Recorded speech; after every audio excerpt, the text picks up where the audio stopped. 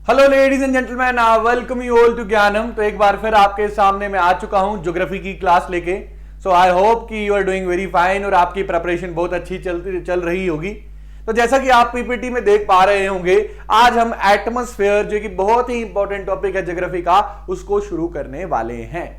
तो इससे पहले कि हम लोग एटमॉस्फेयर को पढ़ें, तो मैं आपको बता दूं, जो स्टैंडर्ड ज्योग्राफी की कोर्सेज हैं या क्लासेस हैं, उसमें इस टॉपिक को हम लोग क्लाइमेटोलॉजी टॉपिक में पढ़ते हैं। तो बेसिकली हम लोग एटमॉस्फेयर ही नहीं कवर करने वाले हैं। दिक्कत यह है कि बहुत सारे एस्पिरेंट्स जो हैं इस टॉपिक को शायद एटमॉस्फेयर के नाम से जानते हैं, इसीलिए मैंने इसका नाम भी एटमॉस्फेयर ही रखा है। लेकिन असल में ये जो टॉपिक है, यहां पे हम लोग सिर्फ एटमॉस्फेयर नहीं, क्लाइमेटोलॉजी और मेटेरोलॉजी और क्लाइमेटोलॉजी दोनों को कवर करने वाले हैं। तो बिना किसी देर के पहले ये तो समझे कि ये क्लाइमेटोलॉजी और मेट्रोलॉजी है क्या। उसके बाद नो डाउट हम लोग एटमॉस्फेयर पे भी नजर डालेंगे, जैसा आप देख सकते हैं, और एटमॉस्फेयर के बारे में भी हम लोग क्या करेंगे, पढ़ाई जरूर करेंगे। तो ये देखो, मैं आपको हमेशा सिखाता हूं कि शब्दों को तोड़ो। पहले क्या करो, शब्दों को तोड़ो। ठीक है, क्लाइमेटोलॉजी,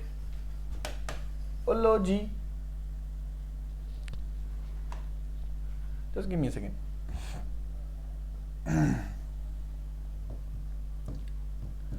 आप इस शब्द को अगर देखोगे,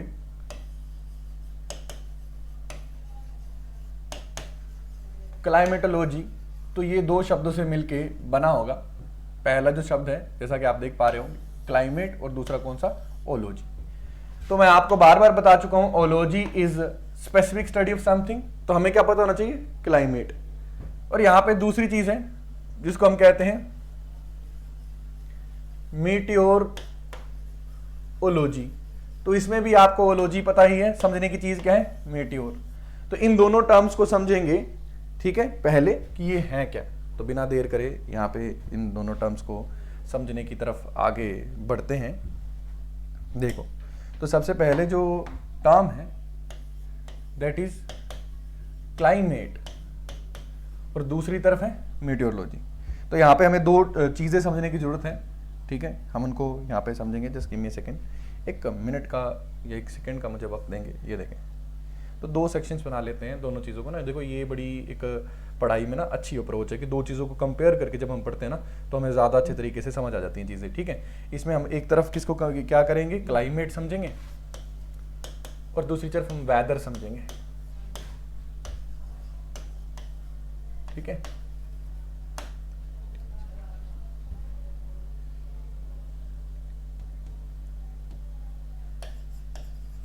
ठीक है। तो एक तरफ हम क्लाइमेट समझेंगे और दूसरी तरफ हम क्या समझेंगे, वेदर समझेंगे। अच्छा, पहले आप लोगों ने ये दोनों शब्द तो सुने ही होंगे, क्लाइमेट और वेदर, है ना। आई एम श्योर कि आपने सुना होगा क्लाइमेट चेंज, वेदर ऐसा है, वेदर चेंज हो रहा है, वेदर की वजह से हम लोग बीमार हो रहे हैं। ठीक है, तो ठीक है, वेदर, ठीक है, और हम किसकी बात करेंगे, क्लाइमेट और वेदर की यहाँ पे बात करने वाले। क्या फर्क रहता है? कभी आपने सुना कि चंडीगढ़ का क्लाइमेट आज कैसा है? कभी ये किसी को बोलते हुए सुना? नहीं सुना होगा, लेकिन ये जरूर बोलते हुए सुना होगा कि आज चंडीगढ़ का वेदर कैसा है, आज दिल्ली का वेदर कैसा है। एयर पोल्यूशन बहुत ज्यादा बढ़ चुकी है दिल्ली में, है ना। या कभी आपने सुना कि वेदर चेंज की वजह से आइस कैप जो है वो पिघल रहे हैं, ओजोन को खतरा हो रहा है। क्या सुनते हो, क्लाइमेट चेंज की वजह से। फर्क समझते हैं, दोनों में फर्क है क्या आखिरकार। देखो, तो आप याद रखना, ये धरती है, जो धरती है, धरती के इर्द गिर्द चारों तरफ एक हवा का गोल घेरा है। क्या है, एक हवा का गोल घेरा है। इसको आप यहां पे देख पा रहे होंगे। अगर आपको ये धरती दिख रही है तो धरती के ऊपर आपको दिख रहा होगा ना, ये जो आपको चीज दिख रही है, ये हवा का एक गोल घेरा है, जो आपको ब्लू कलर का स्कैटरिंग की वजह से, लाइट की जब स्कैटरिंग होती है, सूरज से जब लाइट आती है, तो यहाँ पे ना गैसेस हैं, बहुत सारी गैसेस के पार्टिकल हैं। उन गैसेस के पार्टिकल से जब लाइट आके टकराती है ना, तो ब्लू कलर की जो लाइट है वो पूरी हम देखते हैं कि धरती के ऊपर फैल जाती है, जिसकी वजह से हमें ये ब्लू कलर का दिखता है। हम कहते हैं स्काई भी क्या है, ब्लू कलर का है। यहाँ पे पहले स्काई की भी बात कर लेंगे, सारी टर्म्स क्लियर होनी चाहिए। स्काई क्या है, देखो, एंशिएंट ग्रीक टाइम की बात करें या एंशिएंट टाइम्स की बात करें ना हम लोग, तब क्या होता था, लोगों को लगता था कि एक छत है जिसमें चांद सितारे लगे हुए हैं, रंग चेंज हो जाता है, रात को काली हो जाती है, जिसमें चांद सितारे बहुत सारे छोटे छोटे आ जाते हैं और दिन में ये नीली हो जाती है। या एंशियंट लोगों की बात करें तो ऐसे लगता था लोगों को कि एक छत सी है। लेकिन टाइम के साथ ये चीज़ हमें क्लियर होती गई कि ऐसा कोई भी कुछ भी नहीं है।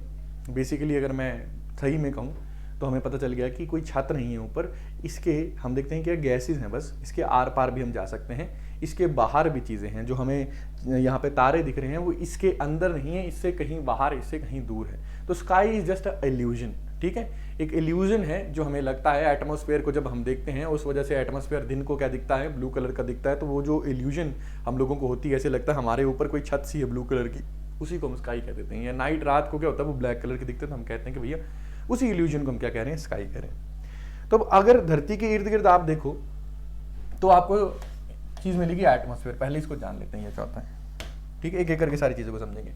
देखो शब्दों को तोड़ना मैंने आपको सिखाया था, इसको भी तोड़ोगे आप तो एटमॉस और स्फीयर, दो शब्दों से मिलकर ये एटमॉस्फेयर शब्द बना है। एटमॉस का मतलब होता है बहुत छोटा, वेरी स्मॉल। यहाँ पे ये जो वेरी स्मॉल है ना, ये वर्ड ना एंशिएंट टाइम में ना ग्रीक लोग ना इस्तेमाल करते थे किसके लिए, एयर के लिए। वो सोचते थे कि एयर भी बहुत छोटी है। और दूसरा सफेयर, मतलब सफेयर आपको पता ही है, 3 डायमेंशनल गोल घेरा, जिसे एक बॉल होता है ना। तो हम देखते हैं एटमॉस्फेयर का कलेक्टिवली मतलब क्या हो गया। एटमॉस्फेयर का अगर आप कलेक्टिवली मतलब देखोगे तो ये धरती है, धरती के इर्द गिर्द जो हम देखते हैं कि जो एयर है, एयर का गोल घेरा, ठीक है, एयर का गोल घेरा जो है उसको मैं क्या कहूँगा, एटमॉस्फेयर। कुछ इस तरीके का दिखेगा, आप देख सकते हैं। ये धरती है, इसके इर्द गिर्द जो ये गोल घेरा है किसका, हम देखते हैं एयर का, इसको हम क्या कहते हैं, एटमॉस्फेयर कह देते हैं ना। अब एयर भी समझना जरूरी है। सबसे पहले हम देखते हैं क्या कैसे हम लोग पूरा का पूरा देखेंगे, यहाँ पे ध्यान देंगे। एटमॉस्फेयर ये 2 शब्दों से मिलकर बना है। एटमॉस का मतलब मैं आपको बता चुका हूं, वेरी स्मॉल, है ना। एटमॉस का मतलब क्या था, वेरी स्मॉल। और हम देखते हैं स्फीयर का हमें पता मतलब ये कि एक 3D हम देखते हैं कि क्या है, ज्योमेट्री है जो कैसी होती है, सर्कुलर, ऐसी इस तरीके की, है ना। अब यहाँ पे जो ये एटमॉस्फेयर, एटमॉस का मतलब क्या है, वेरी स्मॉल। और ये किसको रेफर कर रहा है, यहाँ पे एयर को रेफर कर रहा है ना। अब एयर क्या होती है ये भी हमें पता होना चाहिए। तो air is nothing but it is mixture of gases. ये क्या है, मिक्सचर ऑफ गैसेस, है ना। जो गैस है, बहुत सारी जो गैसेस होती हैं, ठीक है, एक से ज़्यादा जब गैस है, ठीक है, जब उनको हम आपस में मिला देते हैं, जब वो हम देखते हैं मिल जाती है, अलग अलग तरीके की गैसेस होती है। आपने सुना होगा ऑक्सीजन के बारे में, कार्बन डाइऑक्साइड के बारे में, ओजोन के बारे में, आर्गोन के बारे में, नियोन के बारे में। जब ये अलग अलग तरीके की गैसेस, नाइट्रोजन के बारे में आपस में मिल जाती है ना, तो इनके मिलने से ना किसी भी चीज़ के मिश्रण को ना, मिलावट को हम क्या कहते हैं कि मिक्सचर कहते हैं। इसी के मिक्सचर को हम क्या कह देते हैं, कलेक्टिवली एयर कह देते हैं। क्या कह देते हैं हम लोग, एयर, जिसको हम ब्रीथ इन ब्रीथ आउट करते हैं, है ना। एयर में अलग अलग तरीके की गैसेस हैं, जैसे ऑक्सीजन, नाइट्रोजन, कार्बन डाइऑक्साइड, है ना। इस तरीके की गैसेस हम देखते हैं, ठीक है। बहुत सारी अलग अलग गैसेस हमारे पास रहती हैं, ठीक है। Different, it is mixture of different different gases, ठीक है, जो अर्थ के, एंड देखो यहाँ पे लिखा हुआ है, इट एनवलोप्स द अर्थ। एनवलोप का मतलब क्या होता है, जो उसको ना चारों तरफ से घेर लेती है, घेर के बंद कर देती है। कहीं कहीं ना ये भी लिखा होता है कि atmosphere is a blanket of air. मतलब ब्लैंकेट का मतलब जिसने चारों तरफ से घेर के रखा हो, रैप करके रखा हो अर्थ को, या कह देते हैं जैकेट ऑफ एयर। तो सारी, या बबल ऑफ एयर अराउंड अर्थ।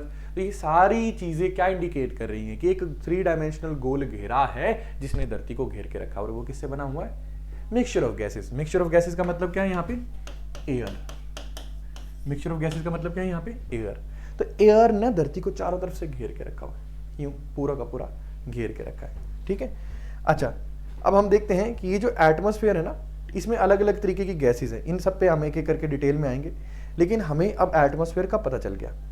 तो जब भी हम एटमॉस्फेयर की बात करते हैं, पूरे के पूरे एटमॉस्फेयर की बात करते हैं, तो पूरे के पूरे एटमॉस्फेयर की क्या कंडीशन है, इसकी क्या कंडीशन है, जब इसको हम जांचने की कोशिश करते हैं ना, तो हम 2 तरीके से जान सकते हैं। एक तो शॉर्ट टर्म कंडीशन, छोटे टाइम पीरियड के लिए, और एक लंबे टाइम पीरियड के लिए। इस एटमॉस्फेयर में क्या क्या चेंजेस आए हैं एक दिन में, या एक हफ्ते में, दैट मीन्स 7 डेज में, या फिर एक हम देखते हैं कि महीने में 30 to 31 डेज में, ठीक है। इसको हम क्या कह देते हैं, वेदर, मौसम। और ना वेदर हमेशा हम एक छोटी जगह का ही क्या करते हैं, छोटी जगह का, मान लो जैसे चंडीगढ़ है, छोटी सिटी है कोई, या फिर एक कोई छोटा हम देखते हैं कोई हिल स्टेशन है, ये कोई जगह है, उसमें एटमॉस्फेरिक कंडीशंस एक छोटे टाइम में उनमें क्या चेंज आ रहा है, ठीक है। उन चेंज के लिए जो हम टर्म रेफर करते हैं उसको कहते हैं वेदर। क्या कह देते हैं, वेदर, आज कैसा वेदर, ठीक है। अब वेदर में क्या क्या चीजें आती हैं, छोटे टाइम के लिए क्या क्या चीजें चेंज होती हैं, हवाएं किस तरफ चल रही हैं, कहां से आ रही हैं, कहां जा रही हैं, कितनी तेज चल रही हैं, बादल कैसे हैं, बरसात लाएंगे या नहीं लाएंगे, बरसात होगी या नहीं होगी, गर्मी कैसी पड़ रही है, उसके पीछे भी हवाओं का बहुत इंपॉर्टेंट रोल है। और हम देखते हैं लंबे टाइम पीरियड में, जैसे 100 सालों में, 50 सालों में, 10 सालों में, 2 सालों में, 200 सालों में, 10,000 सालों में जो क्लाइमेट, जो हम देखते हैं जो एटमॉस्फेयर में चेंज आ रहा है, उसको हम क्या कहते हैं, क्लाइमेट कहते हैं। उस चेंज को रेफर करने के लिए हम क्या वर्ड इस्तेमाल करते हैं, क्लाइमेट। एग्जाम्पल से और इसको बेहतरी से समझते हैं। मान लो ये मेरा यहां पे एटमॉस्फेयर है, इसने धरती को गोल गोल, धरती को, हमारी प्यारी धरती को, हमारे घर को यूं घेर के रखा हुआ है, ठीक है। एटमॉस्फेयर ने हमारी धरती को यूं घेर के रखा हुआ है। अब ना इसमें ना बहुत सारी एयर, मान लो ये पर्टिकुलर जगह की बात कर रहे हैं, इस पर्टिकुलर जगह की बात कर रहे हैं हम लोग, इस जगह के ऊपर ना बादल नहीं है, लेकिन थोड़ी देर बाद ये बादल ट्रेवल करके ना यहां आ गया, ये बादल ट्रेवल करके यहां पहुंच गया, तो अब इस जगह के ऊपर बादल है।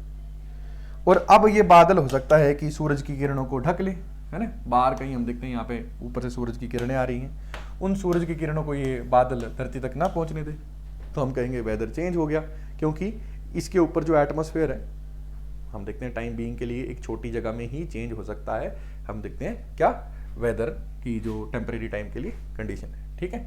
अच्छा, उसके बाद हम बात करते हैं ये जो हमारे पास एटमॉस्फेयर है, ठीक है। अब यहाँ पे और भी क्या चेंज हो सकते हैं, ये बादल अगर बरसात करने वाला हुआ, बरसात करने वाले बादलों के बारे में पढ़ेंगे, निम्बस कहते हैं, ठीक है। तो यहाँ पे क्या होगी, बारिश होगी। अब वो बारिश क्या होगी, एक दिन के लिए होगी, चलो 2 दिन के लिए लगातार होगी, हफ्ता भर लगातार बारिश होगी, महीना भर लगातार, कभी साल भर लगातार बारिश तो नहीं हो सकती ना, ठीक है। ये साल भर बादल तो नहीं रहते हैं ना, ठीक है। तो हम देखते हैं ये टेम्परेरी कंडीशन है, छोटे टाइम पीरियड के लिए, किसी एक छोटी जगह में, स्पेसिफिक जगह की, ठीक है। तो इसको हम क्या कहते हैं, वेदर कैसा है, बादल देख के बताएंगे कि हाँ भाई बादल वाला है वेदर, या साफ है, सनी है, क्लाउडी है, रेनी है, ऐसे बताएंगे इसको, है ना। लेकिन अब मैं यहां पे बात करता हूं, पूरी धरती में हमने क्या लगा दी, फैक्ट्रीज लगा दी, यहां पे हमने क्या लगा दी, फैक्ट्रीज लगा दी। इन फैक्ट्री से निकल रहा है carbon dioxide, sulphur dioxide, chlorofluorocarbon, अलग अलग, पूरी की पूरी धरती के ऊपर हमने गाड़ियां चला दी, इन गाड़ियों से भी क्या निकल रहा है, धुआं निकल रहा है, ठीक है। अब इन गाड़ियों से निकलने वाला धुआं और फैक्ट्री से निकलने वाला धुआं धीरे धीरे धीरे, ये धुआं क्या है, गैसेज ही है ना, गैस नहीं है, मिक्सचर है, लेकिन इसमें एक तरीके का हम कह सकते हैं कि गैसेज ही इसमें बहुत सारी, फिलहाल के लिए मान लो कार्बन डाइऑक्साइड एग्जाम्पल ले लेते हैं। तो साल दर साल क्या हो गया कि नेचुरली जितना कार्बन डाइऑक्साइड था पूरे के पूरे हम देखते हैं एटमॉस्फेयर में, अब वो क्या हो गया, अब बार ज्यादा हम लोग क्या कर रहे हैं, एमिट कर रहे हैं, तो बढ़ जाएगा। तो हम देखते हैं कि जो हम देखते हैं हजारों सालों में या 200 सालों में या 100 साल में, जैसे कहा जाता है कि जो रिसेंट 200 साल हैं, इन 200 सालों में जितना हमने कार्बन डाइऑक्साइड एमिट करा है एटमॉस्फेयर में, ठीक है, इतना तो धरती के बनने से लेके 200 साल पहले तक भी ना इंसानों की वजह से ना ये किसी कुदरती वजह से हम देखते हैं कि इतना एमिट तो हुआ ही नहीं था भैया, जितना कि हमने एमिट कर डाला है कितने पिछले 200 सालों में। तो हम देखते हैं इससे क्या हुआ कि ज्यादा हम देखते हैं, है तो ये भी टेम्परेरी चेंज, कोई परमानेंट चेंज नहीं है, इसको भी रिवर्स कर सकते हैं हम लोग, लेकिन हम देखते हैं कि इसमें बहुत ज्यादा वक्त लगता है। और ये देखो, अगर क्लाइमेट चेंज होगा, धरती का टेम्परेचर बढ़ेगा, तो पूरे के पूरी धरती का बढ़ेगा, किसी एक जगह का नहीं बढ़ेगा, है ना। या फिर हम देखते हैं अगर क्लाइमेट की बात करते हैं तो ज्यादा बड़े एरिया की बात करते हैं, छोटे एरिया पे स्पेसिफिक नहीं होते हैं, और हम एक दूसरी और एक चीज करते हैं, ज्यादा बड़ा एरिया की बात करते हैं। दूसरी चीज एक और हम करते हैं कि ज्यादा बड़ा एरिया के साथ हम क्या करते हैं, ज्यादा टाइम पीरियड को देखते हैं। ठीक है, तो क्लाइमेट आई होप आप यहाँ पे समझ चुके होंगे। ठीक है, और क्लाइमेट की स्टडी उसको क्लाइमेटोलॉजी कहते हैं, इसको क्लाइमेटोलॉजी भी पढ़ेंगे। और मीटियोरोलॉजी भी समझ लेते हैं। अब वेदर जो है ना, weather is only because of water और डस्ट पार्टिकल की वजह से होता है। ठीक है, जो कहां पे हो, एटमॉस्फेयर में। देखो एक चीज है जिसको कहते हैं मीटियोर। अगर मैं मीटियोर की बात करूं ना, सिर्फ मीटियोर की बात करूं, तो जो ये चीज है मीटियोर ना, आज की दुनिया में हम क्या कहते हैं, ये धरती है। ठीक है, मान लो ये धरती है, हमारी धरती, और ये इसका एटमॉस्फेयर है जिसने इसको चारों तरफ से घेर के रखा हुआ। ठीक है, हवा से बना हुआ, किससे बना हुआ है, एयर से बना हुआ है ना, एयर से बना हुआ गोल घेरा, तो उसको एटमॉस्फेयर कह देंगे, 3 डायमेंशनल है। ठीक है, अच्छा, इसको हमने क्या कह दिया, एटमॉस्फेयर कह दिया। और ना अब यहाँ पे ना हम लोग बनाते हैं स्पेस। ठीक है, स्पेस मतलब अंतरिक्ष। ठीक है, तो हम कहते हैं कोई भी चीज, कोई भी पार्टिकल जो है वो किसी, हम देखते हैं अपने फिक्स्ड ट्रैजेक्टरी को ना फॉलो करते हुए यूं ही ऐसे ही घूम रहा है कहीं पे, है ना, ऐसे ही यूं चला हुआ है, तो उसको हम क्या कह देते हैं कि अंतरिक्ष में ऐसे ही राइड कर रहा है। ठीक है, ऐसे ही चला हुआ है, किसी भी कोई फिक्स रास्ते पे नहीं चल रहा, तो उसको हम क्या कह देते हैं, मीटियोर कह देते हैं ऐसे ऑब्जेक्ट को। ठीक है, मीटियोराइड कह देते हैं, क्या कह देते हैं सब्जेक्ट को, मीटियोराइड। अब ना जब ये मीटियोराइड धरती के पास आते हैं तो धरती की ग्रेविटी की वजह से ना वो धरती के करीब आते जाते हैं, और जैसे ही हम देखते हैं कि वो एटमॉस्फेयर में एंटर कर जाते हैं ना, तो उनको हम लोग क्या कह देते हैं, जैसे ये धरती के एटमॉस्फेयर में एंटर कर जाएगा ना और न्यू धरती की तरफ आने लगेगा ना, तो हम इसको क्या कह देते हैं, मीटियोर कह देते हैं। क्या कह देते हैं, मीटियोर कह देते हैं। वैसे तो इसको जो हमारा एटमॉस्फेयर है वो फ्री, इसमें क्या होता है कि गैसेस हैं, और गैसेस के साथ जैसे ही हम देखते हैं कि ये कोई भी ऑब्जेक्ट होगा, चाहे ये बर्फ से बना हुआ या किसी चट्टान से बना हुआ होगा, ये जलना शुरू हो जाएगा। और ये जब जलने लगेगा तो शाइन करने लगेगा, तो हम कहते हैं it is a shooting star, है ना, चमकता हुआ तारा, ये गिरता हुआ तारा, टूटता हुआ तारा, तो उसको मीटियोर ही कहते हैं। ठीक है, अब अगर ये मीटियोर ना वैसे तो जल जाएगा, लेकिन अगर मान लो बहुत बड़ा है, जैसे डायनासोर्स के हम देखते हैं कि खात्मे के पीछे भी एक मीटियोराइट को बताया जाता है, जो गल्फ ऑफ मैक्सिको में मेरा गिरा था और पूरे के पूरे डायनासोर उसकी वजह से खत्म हो गए थे। ये भी आगे हम देखेंगे गल्फ ऑफ मैक्सिको कहाँ है। तो हम देखते हैं कि ये अगर धरती को टच कर गया, तो टी फॉर टच से आप क्या याद रखोगे, तब इसको हम क्या कहेंगे, मीटियोराइट कहेंगे। ठीक है, आज हम लोग ऐसी समझ रखते हैं, लेकिन एंशिएंट टाइम में मैंने क्या बताया, लोगों को लगता था स्काई, लोगों को क्या लगता था, स्काई जो है वो इनफाइनाइट है, वो कभी खत्म नहीं होता है। एटमॉस्फेयर को वो स्काई नहीं समझते थे, एटमॉस्फेयर की उनको समझ ही नहीं थी। तो उन लोगों का कहना था कोई भी चीज जो स्काई में सस्पेंडेड है, अब स्काई का यहाँ पे आजकल बेसिकली मतलब क्या है, एटमॉस्फेयर। ठीक है, एटमॉस्फेयर ये स्काई में सस्पेंडेड है, धरती से ऊपर। ठीक है, और स्काई में कोई भी चीज सस्पेंडेड है उसको क्या कह देते हैं, मीटियोर। ठीक है, अब इस हिसाब से अगर देखा जाए तो जो वाटर ड्रॉपलेट्स हैं जिनसे बादल बने हुए हैं, मतलब बादल अपने आप में, ठीक है, यहाँ पे रेनबो वेनबो भी, जितनी भी चीजें हैं जो यहाँ पे हैं, ठीक है, इन सारी को हम क्या कह देते हैं, मीटियोर। और इन बादलों में बदलाव की वजह से तो मौसम में बदलाव आता है।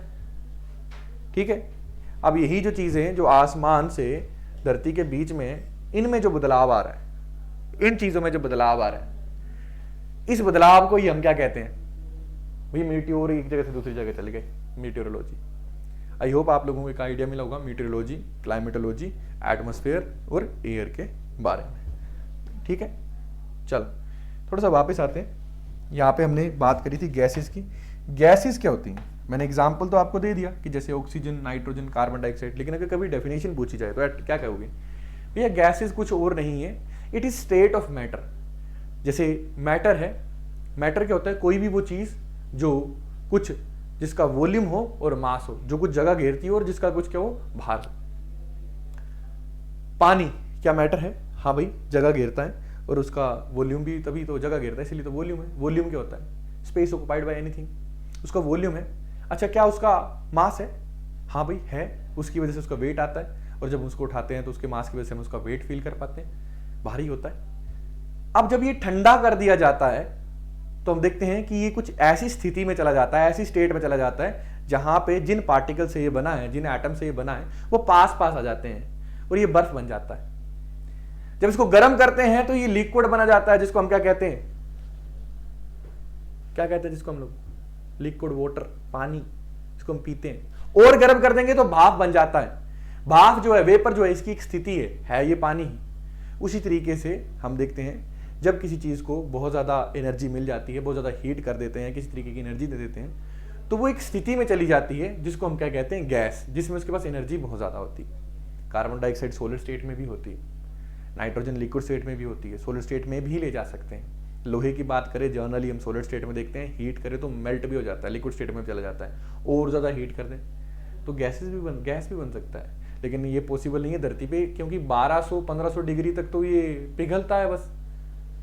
तो इसको वेपर स्टेट में ले जाना और ज्यादा मुश्किल है लोहे को। ठीक है, तो यहाँ पे आप क्या समझ गए, कुछ बेसिक चीजें आप यहाँ पे समझ चुके हो। वो बेसिक चीजों में क्या क्या है कि पहली बात, एटमॉस्फेयर होता क्या है, एटमॉस का मतलब और स्फीयर का मतलब। आप और चीजें समझ चुके हैं, कुछ और चीजें समझ चुके हैं। पहले क्या समझ चुके हैं आप लोग, क्लाइमेट क्या है, ठीक है, और दूसरा आप क्या समझ चुके हैं, वेदर क्या होता है, मीटरोलॉजी क्या है और क्लाइमेटोलॉजी क्या है। उसके अलावा एटमॉस्फेयर को भी आप समझ चुके हैं। अब एटमॉस्फेयर जो है, इसमें अलग अलग तरीके की गैसेस हैं, ठीक है, बहुत ही सारी अलग अलग तरीके की गैसेस है जो लगभग धरती के सतह से, धरती का जो हम देखते हैं कि जिस पे हम लोग चलते हैं, क्रस्ट है, सॉलिड जो धरती का क्या है, सतह है, उससे 1600 किलोमीटर ऊपर तक है, ठीक है। लेकिन हम देखते हैं कि 90% तक जो ये एयर है ना, सिर्फ आपको ये क्या करेगी, हम देखते हैं कि 30 से 32 किलोमीटर की हाइट तक ही सीमित मिल जाएगी, ठीक है। ये क्यों है, ये आगे समझेंगे। अब अगर कंपोजिशन पढ़े तो देखो, जो एयर है, एयर की कंपोजिशन ही क्या है, एटमॉस्फेयर की कंपोजिशन है। पूरे के पूरे एटमॉस्फेयर में ना तरह तरह की गैसेस हैं। अब इन सब में ना सबसे ज्यादा कौन सी है, नाइट्रोजन। आप देख सकते हैं नाइट्रोजन, ठीक है, नाइट्रोजन जो है डोमिनेट करती है लगभग जो है। अगर नाइट्रोजन की बात करें तो इट इज अप्रोक्सीमेटली, अगर हम सिर्फ किसकी बात कर रहे हैं, यहाँ पे नाइट्रोजन की बात कर रहे हैं, तो 99% जो हम देखते हैं एटमॉस्फेयर में गैस है, वो सिर्फ दो ही गैसेज हैं 99% तक। कौन सी, ऑक्सीजन और नाइट्रोजन। ऑक्सीजन जो है 20 point something, that means approximation में रख लो 21%, ठीक है। और अब बाकी तुम 99 से माइनस कर ही लो इसको, तो आप देख सकते हो कि लगभग 78% से भी ज्यादा नाइट्रोजन है। तीसरे नंबर पे आर्गोन गैस आती है जो ना के बराबर है, और चौथे नंबर पे आप देख सकते हैं कार्बन डाइऑक्साइड 0.003% हम देखते हैं सिर्फ यहाँ पे पाई जाती है, ठीक है। और बाकी कुछ और भी गैसेज जैसे argon, carbon dioxide, neon, helium, ये सारी गैसेज जो है ये पाई जाती हैं, ठीक है। चलिए, आज के लेक्चर में हम लोगों ने ये बेसिक्स समझा एटमॉस्फेयर के बारे में। लेक्चर को बहुत लंबा ना नहीं रख रहा हूं मैं, ताकि आप लोगों को इंटरेस्ट बना रहे, आप इसको शौक से सुन सके। अगले लेक्चर में हम इससे आगे की जो चीजें हैं उन पे ध्यान देंगे। तो इसी के साथ खत्म करते हैं क्लास, अगले लेक्चर में कंटिन्यू करेंगे। Have a very good day.